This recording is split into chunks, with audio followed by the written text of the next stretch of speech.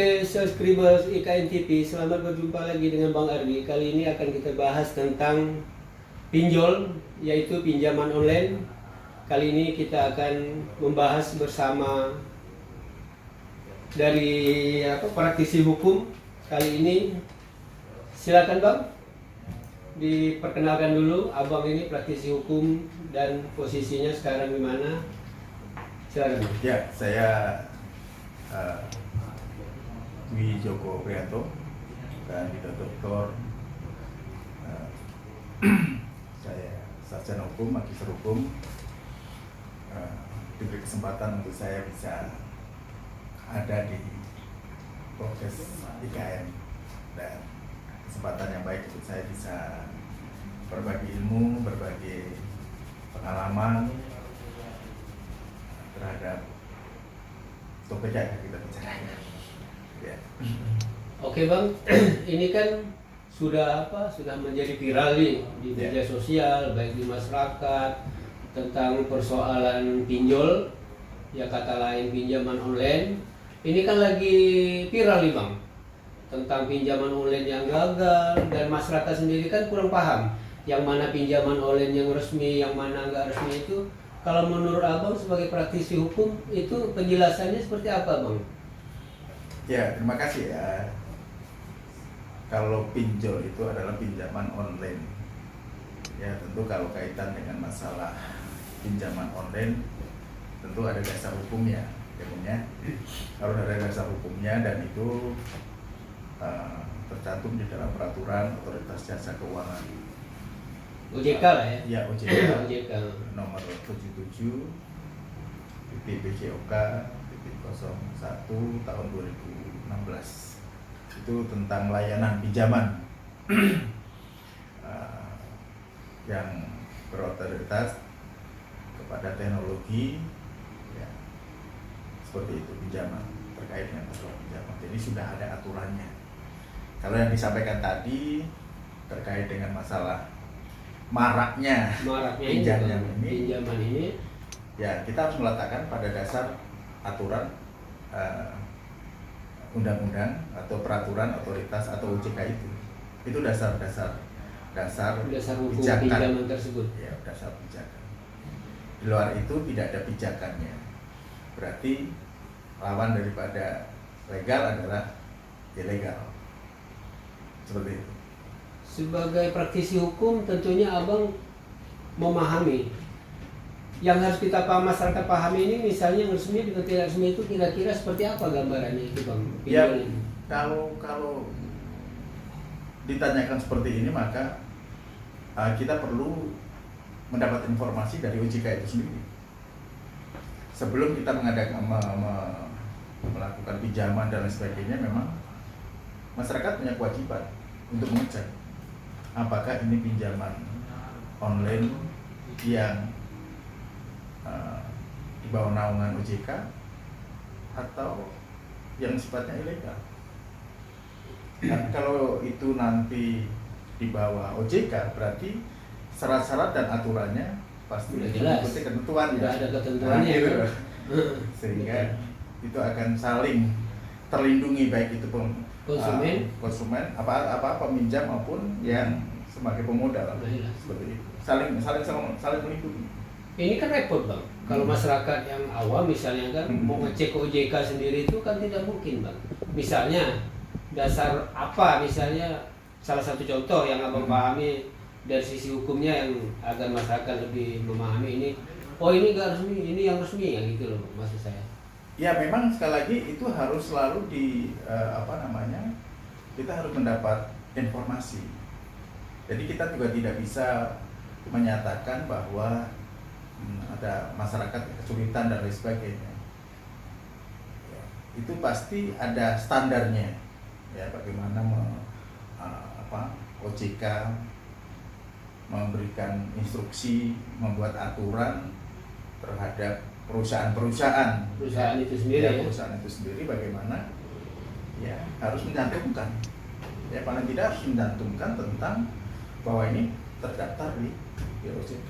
Karena nanti akan berpengaruh kepada sebab akibat. Sebab akibat. Iya, betul. Sebab akibat yang mesti harus sebagai tindak lanjut atau konsekuensi daripada baik itu perusahaan maupun masyarakat yang meminjam. Sebagai debitur lah ya. Ya, seperti itu. Nah ini kan lagi marah nih bang. Ya. Kan kebanyakan masyarakat ini waktu ketika pinjam tidak telat bayar misalnya, tidak gagal bayar, artinya itu aman-aman aja bang. Iya, iya. Nah ketika gagal bayar ini kan teror berbagai macam dari pihak pinjol itu sendiri kan bermunculan kepada pihak peminjam yang gagal bang. Itu sebenarnya apakah itu memang ada dasar hukumnya atau memang itu sistem premanisme yang diterapkan dalam pinjol ini seperti apa kalau menurut Ya, Anda? kalau tadi saya sudah sampaikan, kalau mengikuti aturan OJK, jelas berarti mengikuti aturan-aturan yang sudah menjadi ketentuan. Karena itu ada peraturan OJK sendiri yang tadi saya sampaikan. Artinya itu yang resmi gitu Yang Bang. resmi. Nah, kalau kita tadi sampaikan bahwa ada apa tadi sampaikan bahwa ada premanisme dan lain sebagainya, justru menjadi pertanyaan apakah pinjaman ojol itu terdaftar di OJK atau tidak, kan gitu. Artinya kita lebih cenderung mencurigai ini tidak terdaftar Iya, karena itu apalagi ya maaf, informasi yang sering saya tangani dalam penanganan perkara ya, itu kadang para peminjam ini ketakutan. Iya, karena Ya, diteror gitu. terus kan, diteror Ya, makanya kata teror itu sendiri berkonotasi negatif negatif ya. kalau terkait dengan masalah pinjaman online. Pinjaman. Nah, gitu loh. Jadi meneror dengan nada ancaman, bahkan tidak segan-segan mencaci maki daripada si peminjam itu sendiri. Nah, gitu. Tetapi perlu diketahui, ya, apapun namanya, ya, debt collector atau apapun, ya, hanya dikasih waktu hanya 90 hari. Itu 90 hari itu apanya itu? 90 hari untuk penagihan. Kalau lewat dari 90 hari? Ya, dia tidak punya hak lagi untuk melakukan itu, sebab itu memang sudah menjadi ada ketentuan aturan yang berlaku seperti itu. Kalau sekarang kan lagi ini juga marak di media sosial nih Bang, gagal pinjam, terus data-data si peminjam sendiri itu disebarin tuh Bang, Ya. ke teman-temannya atau ke medsos. Itu sebenarnya ada pasal yang mengancam nggak tentang tindakan ya, seperti jelas, ini Bang? jelas. Itulah makanya tadi saya katakan lawan dari pinjaman legal adalah ilegal.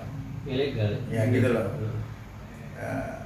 Aturan dari OJK tidak seperti itu. Ya, tidak ada ancaman-ancaman untuk kemudian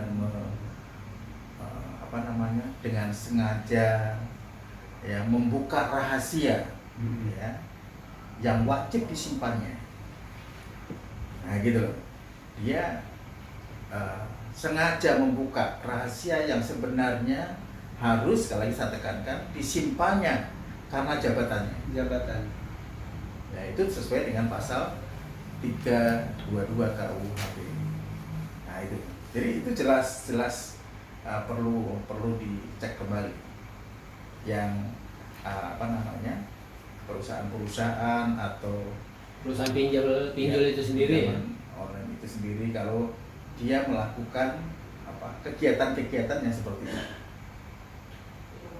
Artinya pasalnya memang udah ada itu ketika data pribadi si peminjam disebar itu memang pasal ancaman udah jelas. Sudah jelas dan itu tidak istilahnya peminjam harus dilindungi. Harus dilindungi. Nah, dilindungi tentang dokumen-dokumen pribadinya yang tidak boleh dibuka atau secara umum.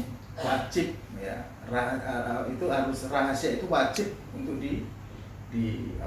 disimpannya. Itu udah termasuk kategori rahasia negara itu namanya Bang. Mungkin lebih ke situ. Ya, kembali kepada ini membongkar yang memang bukan kewenangannya. bukan kewenangannya. Bukan kewenangan dia untuk menyebarkan data pribadi kan? Tugasnya dia adalah untuk menagih. Menagih aja, bukan menyebarkan itu. Ya, kalau misalnya menagih dan itu peminjam itu sendiri menyatakan bahwa saya belum ada uang, ya memang tugasnya sampai seperti itu.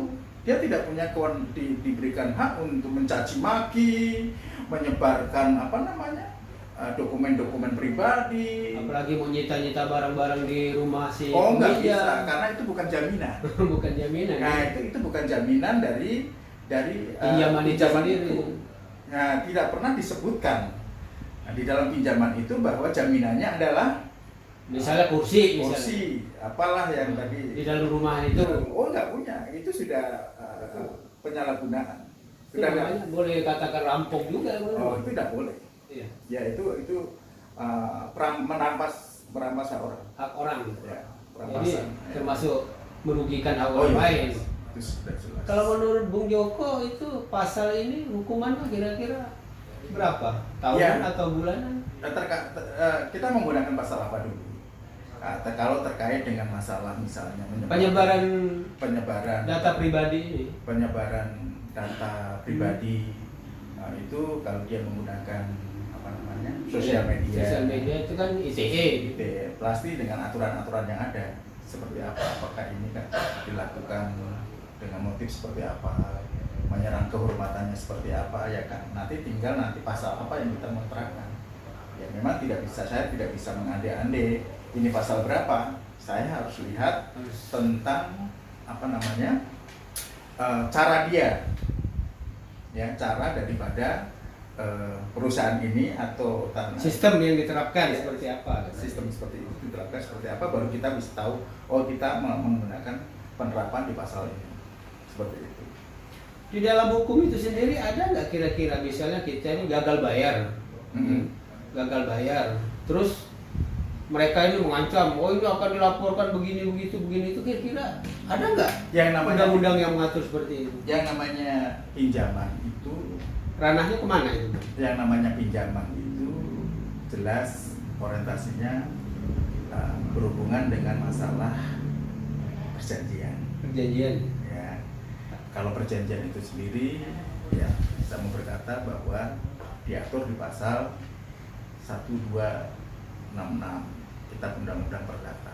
Berarti masuk ke Berbicara perdataan. tentang wan prestasi. Prestasi. Kalau orang wan prestasi, dan wan prestasi tidak serta-merta dari salah satu pihak menyatakan, itu harus melalui pengadilan. Pengadilan hanya menyatakan bahwa orang ini wan prestasi. wan prestasi. Ada putusan. Karena kalau dia melakukan eksekusi, ya, terus kemudian menyatakan dirinya wan prestasi, ya di dalam perjanjian ini ada sebab akibat. Iya. Tapi yang jelas adalah pengadilan, ya, harus ada putusan dari pengadilan. Artinya harus ada penetapan dari Iya, pengadilan harus dulu, ada baru penetapan. ada eksekusi. Untuk mengatakan wan prestasi itu harus ada penetapan dari pengadilan. Nah, di luar itu adalah perbuatan melawan hukum. Nah, gitu. Perbuatan melawan hukum tidak bisa dilakukan. Ya. Tapi kalau dengan dasar penetapan pengadilan itu kekuatan hukumnya udah kuat Oh, untuk iya. menyita Ada kepastian hukum. jaminan atau apa. Ya, ada kepastian hukum. Kepastian hukumnya ada ya. Kepastian hukum. Karena hanya negara yang bisa menjawab tentang perselisihan. Nah, ingkar janji. Ingkar Atau janji. disebut dengan wan prestasi itu negara yang harus menjadi penengah untuk menyatakan benar bahwa ini prestasi. Ya, di luar itu, ya kita jangan mengambil suatu pengadilan jalanan. Iya. Ya, Artinya karena akan punya akibat hukum, dari perbuatan hukum. perbuatan hukum itu Ya, sendiri itu kan. sendiri, ya seperti itu. Ini yang harus saya tekankan kepada kita semua. Kemudian pertanyaannya selanjutnya apa bisa dipenjara, Pak? Iya. Nah, Bisa kan nggak? gitu. Pertanyaan itu seperti apa? Bisa nggak itu dipenjara? Ya, saya mau katakan belum ada ancamannya ke sana. Belum ada kan? Belum ada ancamannya ke sana. Misalnya si peminjam atau si yang meminjamkan itu belum ada pasal yang mampu memenjarakan kedua belah pihak ini, belum ada. Ya, kalau misalnya begini, kalau misalnya itu perusahaan itu tidak di bawah OJK, jelas itu pelanggaran. Berarti si peminjam itu sendiri Ya, melakukan pelanggaran. kalau perusahaan itu melakukan pelanggaran, sebelum dia melakukan suatu kegiatan yang secara publik terkait dengan pinjam meminjam, Ya. Kalau dia sudah melakukan suatu pelanggaran, persoalannya berikutnya adalah berarti orang yang meminjam ya Tidak salah. tidak bisa dikenakan sanksi. Iya.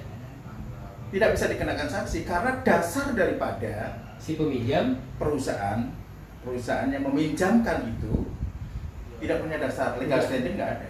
udah salah ya. Ya, Meminjamkan dengan cara salah. ya saya kata ya tidak bisa ya, dengan cara apapun saya katakan tidak bisa. Nah, gitu loh. Nah, tidak perlu dibayar karena dia sudah melakukan suatu kesalahan, mengatasnamakan pinjaman online dengan cara melawan hukum. Kan sudah ada aturan. Sudah ada aturan. Apalagi misalnya tadi saya sudah sebutkan bahwa ada peraturan Otoritas Jasa Keuangan ya, itu nomor 77 ya tahun 2016, itu jelas sekali ya mengatur tentang layanan pinjaman online ya berbasis teknologi. Itu jelas sekali. Jelas. Jadi kalau bicara tentang online berarti Udah ITE. undang-undang ini harus ada yang mengatur dan ini sudah diatur. Udah ada ketentuan. Ya. Apapun ya sekali lagi nggak perlu takut dengan ancaman-ancaman apapun ya terhadap apa namanya tadi yang dijelaskan masalah ya preman-preman, Sistem premanisme yang diterapkan oleh itu hanya debt collector ini cara-cara untuk menakut-nakuti. seperti itu. Dan sekali lagi ada aturan-aturan, ada proses hukum yang bisa dilakukan. Tapi untuk proses hukum itu kan tentunya pengadilan, Bang. Kalau kayak si peminjam ini gagal bayar, gimana untuk memproses ke pengadilan? Itu ada petunjuk dari Abang seperti apa itu? Oh, kalau itu bisa dari perusahaan. Kalau memang perusahaan itu terdaftar legalitasnya nggak masalah. Iya. Ya memang bisa diajukan. Tetapi kalau misalnya perusahaan itu sendiri Udah ilegal, ya misalnya tadi saya katakan lawan daripada ilegal adalah ilegal. nah, legal Ilegal. adalah ilegal. Gitu loh. Iya. Kalau ilegal aja sudah ilegal, dasar hukumnya apa? Legal standingnya udah gak jelas. Nggak ada. Nggak jelas. Gitu loh. Jadi kita harus cerdasnya di sini, ya, harus cerdasnya di sini. Nah gitu. Kalau tidak ada dasarnya, apalagi berkaitan dengan masalah bunga. Ya sekarang kan yang marah ini masalah bunga, Bang. Hitungannya nggak jelas. Iya. Pinjam 1 juta, mengembalikannya sampai belasan juta. Dan bukan hanya itu saja, Iya. informasi yang saya dapatkan, saya sering menangani sudah banyak perkara-perkara yang saya tangani terkait dengan pinjol ini adalah dia mengajukan misalnya 1 juta, dia dapatnya itu sekitar 700. 700 langsung dipotong duluan, Bang. Nah pertanyaannya ini pinjaman seperti apa? Nah gitu loh, kalau namanya pinjaman 1 juta maka yang diperoleh adalah 1 1 juta. juta. Terkait dengan pinjaman ada bunganya, itu sudah diatur. Ketentuan bunganya Ya, sekian sudah persen. diatur oleh Ada. aturan yang ada. Makanya ada pengawasan OJK terkait dengan bunga-bunga itu. Ya, patut diduga yang seperti ini mengambil keuntungan Secara sepihak. dari apa namanya penerima pinjaman ini, itu saya pikir sudah harus menjadi catatan tersendiri. Bayangkan. Minjam 1 juta, dapatnya 700. Bahkan ada 600 misalnya ini. Itu hitungannya berapa persen? Wah, saya itu memang harus ini kan. Saya kemarin ada nangani di Batam seperti itu. Waduh, saya lihatnya Memang miris banget tentang pinjol ini. Ya, seperti itu. Jadi tetap ya, ada aturan-aturan. Ya, sekali lagi tidak semua pinjol bersifat ilegal. Nah, ada pinjaman online yang Ada yang ilegal, Yang ada legal yang dan legal. legal. Yang legal pasti mengikuti aturan dan akan lebih santun. Cara kerja Iya, nagihnya akan lebih santun. Tapi kalau cara kerjanya sudah nggak santun dengan cara-caranya, seperti ini, ya perlu sudah harus kita tandai. Seperti itu. Bang, ini gini Bang, agar untuk jadi edukasi di masyarakat. Ya, siap. Ya, Kalau bisa ya kasih edukasi seperti ini Bang, agar masyarakat memahami ketika gagal bayar itu harusnya kemana mengadu ketika gagal bayar ini Bang. Ini kan masyarakat sekarang lagi pada bingung nih Bang. Ketika gagal bayar mereka diteror, mereka hanya bisa nangis dan bahkan miris sekali ada yang bunuh diri Bang gara-gara pinjol. Coba Bang, gimana petunjuk Abang nih Bang? Ya kalau memang seperti ini, sampaikan saja kepada siapapun dia yang ditunjuk oleh perusahaan untuk membayar. Sampaikan. Apa adanya? Kalau apa adanya. Oh, emang nggak ada uang? Kalau memang tidak ada uang, saya katakan tidak ada uang. Dan tidak perlu menjanjikan kapan akan dibayar. Karena kapannya akan dibayar, Jadi tagih lagi, maka datang lagi. dia akan datang. Sampaikan bahwa saya tidak ada uang. Ya, saya katakan kalau hari ini tagih nggak ada uang, ya sampaikan nggak ada uang. Kapan membayar? Tunggu Saya ada uang. belum bisa memberikan janji. Saya belum berusaha memberikan janji, ya, karena kalau janji berikutnya tetap akan dikejar. Ini datang lagi pada Ya. saat janji itu ditentukan. Karena tugas mereka kan harus, nagih. sekali lagi tugas mereka kan menagih uang. Kalau misalnya, ya, debitur ini mengatakan bahwa saya tidak uang, maka tugas dia adalah tidak punya apa namanya wewenang untuk pertama mencaci maki. Lain daripada nagih, Tidak punya wewenang. Dia tidak punya wewenang untuk menghujat, menghina. Itu bukan tugasnya. Tugas dia adalah menagih uang. Kalau dapat uang, ya diambil uang itu. Ya, belum ada uang, dia tidak bisa melakukan di luar itu. Selebih dari nagih. Tidak bisa. Ya, tidak bisa. Ya, jadi itu yang harus menjadi catatan tersendiri bagi siapapun. Tugas Anda apa? Datang ke sini apa? Sesuai surat tugas. Surat tugas. Ya. Menagih. Dan ingat sekali lagi, tugas itu diberikan kepada berapa orang?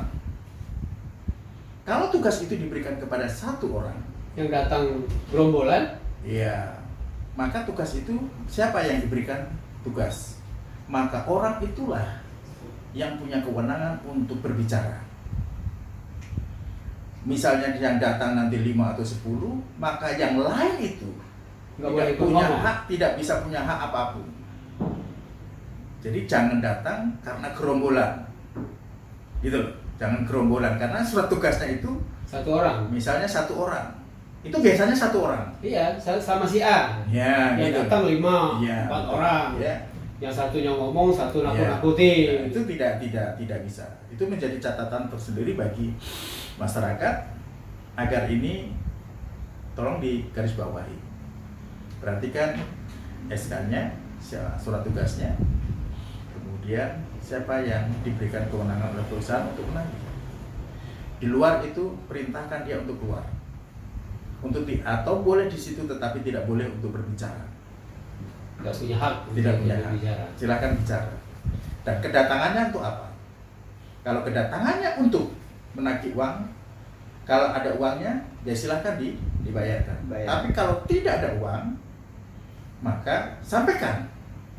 Apa Saya tidak adanya. ada uang. Apa adanya. Saya lagi miskin, belum Ya. ada uang. Ya, silakan. Karena itu memang kondisinya. Ya. Kalau terkait dengan masalah yang lain misalnya, tindakan mengeksekusi barang-barang di Menyita rumah barang. harus ada putusan pengadilan. Harus ada penetapan dulu ya. dari Ya, pengadilan. ada penetapan pengadilan terkait dengan eksekusi. Itu harus dibuktikan melalui persidangan. Yang dikatakan tadi bukan prestasi. Penetapan uang prestasi dan pengadilan Bang. Ya, baru ada eksekusi. Kalau memang ada jaminannya. Kalau tidak ada jaminannya, apa yang mau dieksekusi?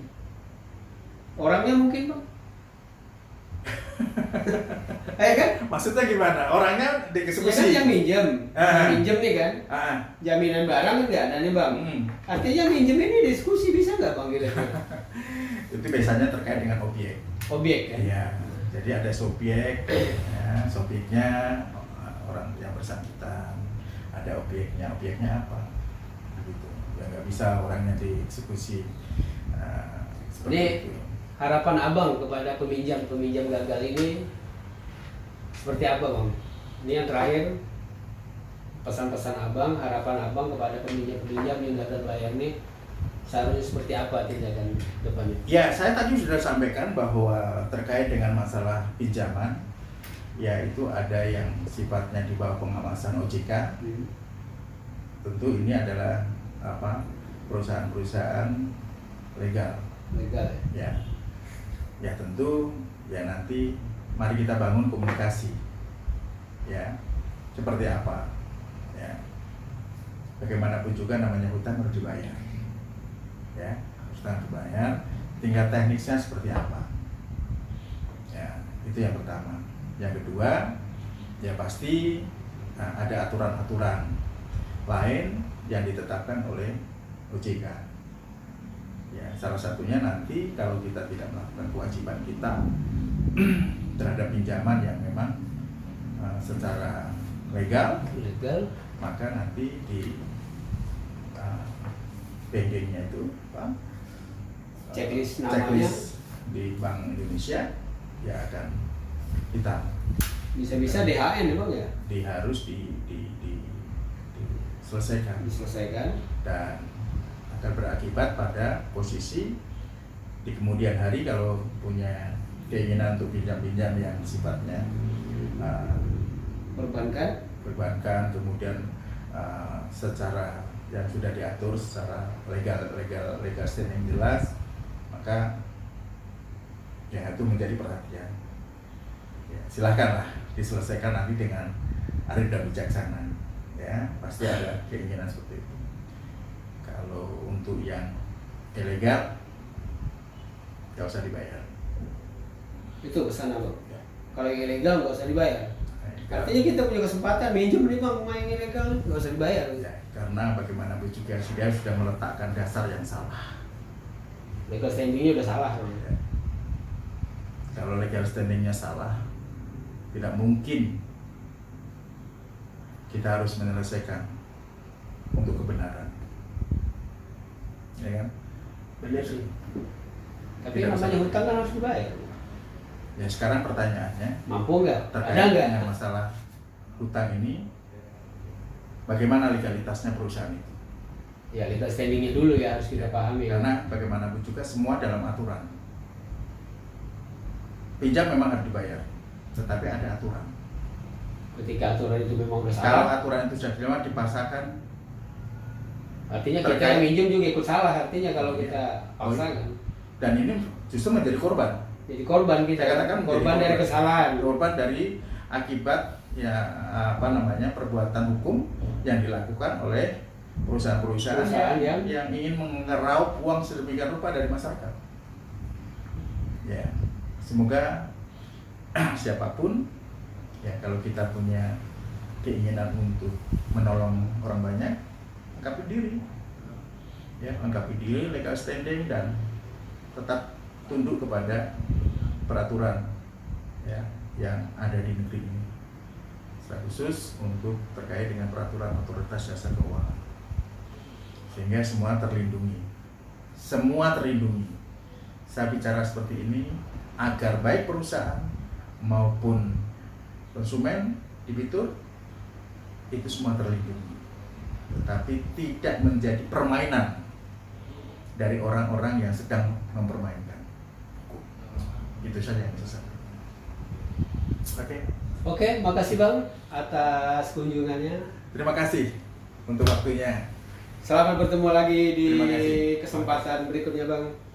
Salam IKN TV. Jos. Nah, macam gitu kan cantik.